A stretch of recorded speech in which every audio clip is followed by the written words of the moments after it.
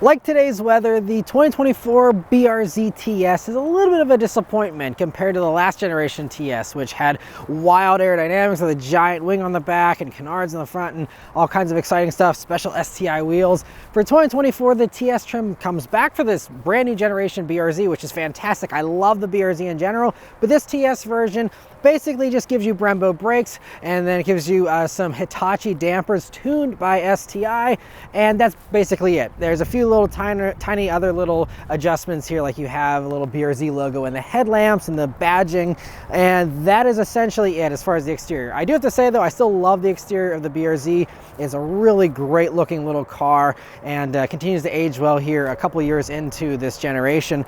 But you know, for the TS version, doesn't live up to that name. I'll let you decide and let me know in the comments, but you know, on the outside here, I think it could certainly use a little more pizzazz. And just like the outside, the inside also barely has any changes here to make the TS feel special. The main thing here is all the accents that used to be red in a BRZ Limited are now blue, including the stripe on the seats and the perforations, the stitching on the doors and on the steering wheel, shifter, you know, all the stitching is blue. And that's pretty much it. The only other two things that are actually slightly annoying is the fact that you have an STI start button and you have the cherry blossom red accents there on the little gauge brackets, and then whenever you turn on the vehicle, it has an STI badge there, and it comes on even in the corner there whenever the car is on.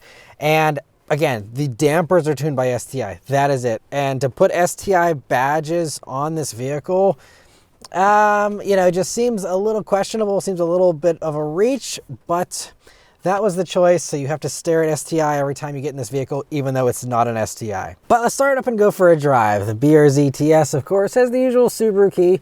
Nothing special there. Thankfully, they spared an STI badge on the key fob, but of course it is keyless access, keyless entry, and push button start. So just leave the key in your pocket, hit the engine start button, and it starts right up. All right, so setting off here in the BRZ TS. So the first things you'll notice, well, if you're familiar with the BRZ, you know, all the basics, of course, are the same. But for anyone who's unfamiliar, visibility is okay in the BRZ. Now, you know, the A-pillar isn't too thick and the mirror is off onto the door, but the mirror is so big and it's up so high that it does block my view a little bit every once in a while. It's livable. This car is amazing. So there's going to be a lot of compromises that I think are worth making, but you know, that is one of them. Is I just wish that these side mirrors were a little slimmer, to be honest. I think aftermarket side mirrors could be a good market to get into for the BRZ here, because these ones could use a little bit of a smaller size. View out of the back is fine though. Now the two main things that have changed here, like I mentioned earlier, are those Hitachi dampers and then the Brembo brakes. So as far as the dampers go, they're a variable valving setup in the front. They're not adaptive, they're still passive dampers, but they do have a variable component to them in the front that is supposed to smooth out the ride a little bit, but the back end, they're fixed and there is no variability whatsoever. And so it's interesting, you know, I mean, so far it's been a pretty smooth ride, but every once in a while it is a little bit bumpy. You know, it's supposed to be the track package version, so I'm not going to complain about the ride quality. If you want a softer ride, just get a regular BRZ or put on your own dampers or coilovers or whatever you want. But you know, it's a little bit firmer. But to me, based on my memory of the BRZ, which admittedly is about 2 years ago now, you know, this still is totally fine and not a huge change as far as ride quality, in my opinion.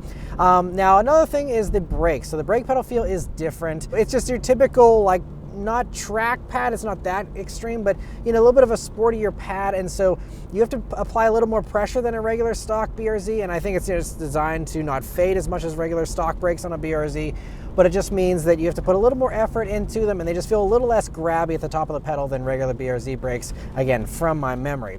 But I'm going to go ahead and just turn down on this back road. There's a track mode and traction control, stability control you can turn off, but it's pouring down rain and soaking wet and has been for a few days now, so I'm not going to push my luck here. But let's turn down on this back road and see how it does.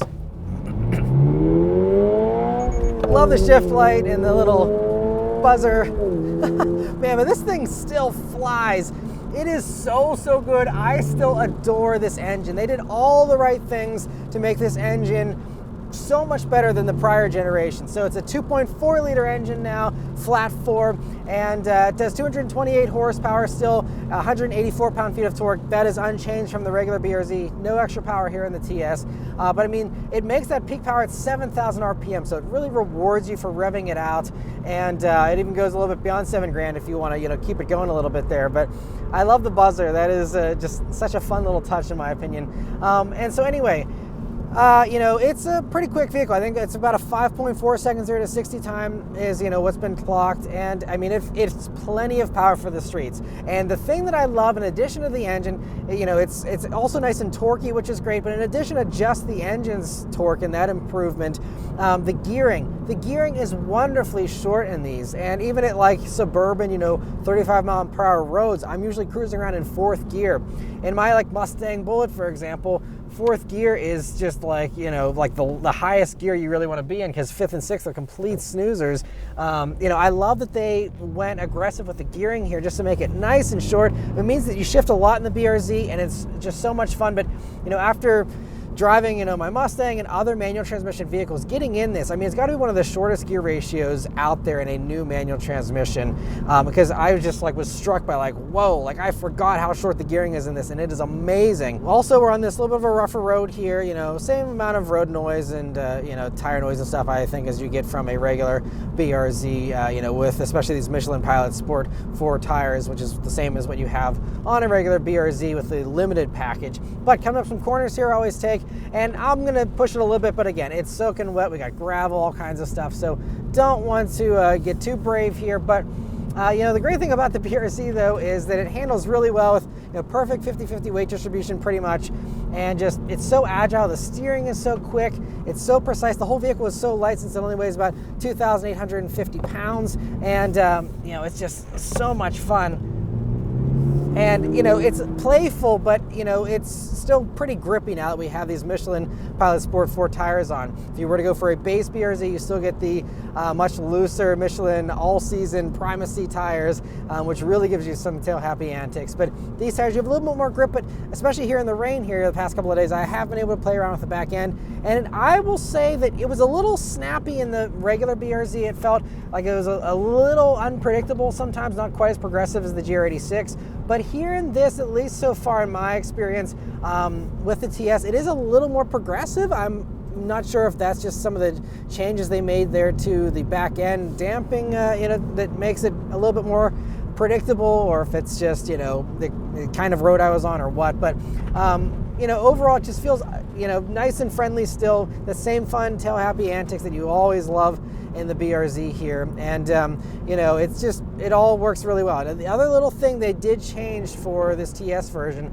is that you now have these steel front knuckles again, going back to the same kind of hardware you had on the prior generation. And the GR86 also has the steel knuckles, but the regular BRZ had aluminum ones. That was one of the little differentiators between the BRZ and the GR86 for this generation. But this has lost that differentiation, gone back to the steel ones. I believe that's because that's what's required for the Brembo package, which again also does kind of carry over somewhat from the prior generation. So that is just one other little notable change. But as far as the brakes, because that is really the biggest change I think most people are getting one of these for. They're Brembo brakes. It is a nice upgrade here. You get 12.8 inch rotors in the front, 12.4 in the rear, and that's 1.2 inches larger for the rotors in the front and 1 inch larger for the rotors in the rear. And the piston size doubles for both the front and the back. So we got 4 piston calipers in the front now, 2 piston in the rear, and that's up from 2 in the front and 1 in the rear on the regular BRZ. So I mean, the brakes are definitely the big upgrade here, and that is the big thing. That is also an expensive item to do on your own. So it's really nice if you're just interested in this for better brakes. The TS version could make sense, although Toyota does offer the package at a lesser cost, and I'll get into that in a minute. But it's also cooler. It's, we're right hovering around 50 degrees here, plus it's rainy this whole week. So I'm not going to have a great opportunity to push these brakes very much. But what I can say is, it's a really firm pedal feel. It gives you a lot of confidence that they aren't going to fade or get mushy. And, I don't have any track experience with either this generation or the prior gen as far as, this braking package to say how it performs and holds up on track. You'll have to watch another video for that. But you know, overall, they just feel good here. Again, like I said, aside from just the fact that they require a little more effort around town. And let's do another acceleration just because why not? So responsive to the throttle too. Yeah, this thing, man, it is so quick. It's plenty of power for the streets. Honestly, with the short gearing, like being completely like no BS here, this feels like quicker off the line than my Mustang does. And like, obviously that's more horsepower and all that, but you know, just with the short gearing, I mean, third gear is way punchier than it is in my Mustang, that's for sure. And it's just, short gearing is the best thing ever. I don't know why more car companies don't do it. I mean, it's basically just because of fuel economy. And I love that Subaru and Toyota just made the decision to not care about the fuel economy ratings, which I'll get to in a second. But, you know, it's just great whenever you don't have to worry about that, because it just makes for a much more engaging and thrilling driving experience, in my opinion. And some more tight corners here. Again, not going to push too much, but Michelin's are really good in the rain, though. That is one thing I got to give them credit for. Very good in the rain. Lots of grip, but, you know, enough playfulness that you can mess around with it if you want to. But, I mean, it just slices and dices all this stuff really easily. And as far as, you know, handling differences compared to a regular BRZ, it's maybe a tiny bit flatter, but I would have to really drive this back to back with a regular BRZ to say, because to me they feel really, really similar. So, you know, again, I'm still, unless you want the big brakes, I really just am struggling to see the value of this TS package. One other little complaint that I also want to say, and this is something that I noticed, you know, with the regular BRZ and GR86 as well, but it's something that I wish that they would add, is auto rev match downshifts.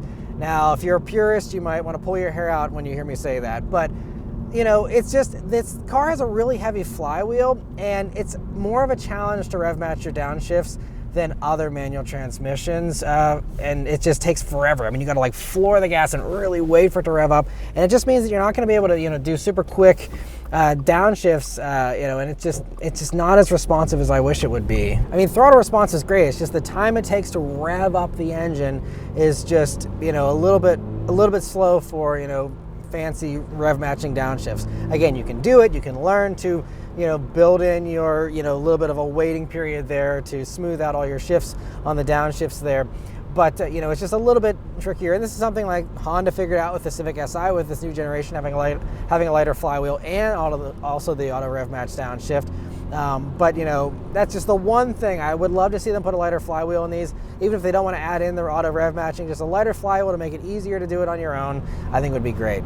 And now out on the highway here in the BRZ, you definitely have some, you know, road and tire noise here. Obviously, the rain doesn't help matters here to, you know, give us a quiet experience at all. But, you know, the one big thing though is that now for 2024, adaptive cruise control is standard across the board on all BRZs and GR86s. Previously, you had to get the automatic transmission for that, but the TS, which is manual only, also has this, as does every other manual BRZ and GR86, because they finally were able to figure out how to implement the adaptive cruise control with the manual transmission here.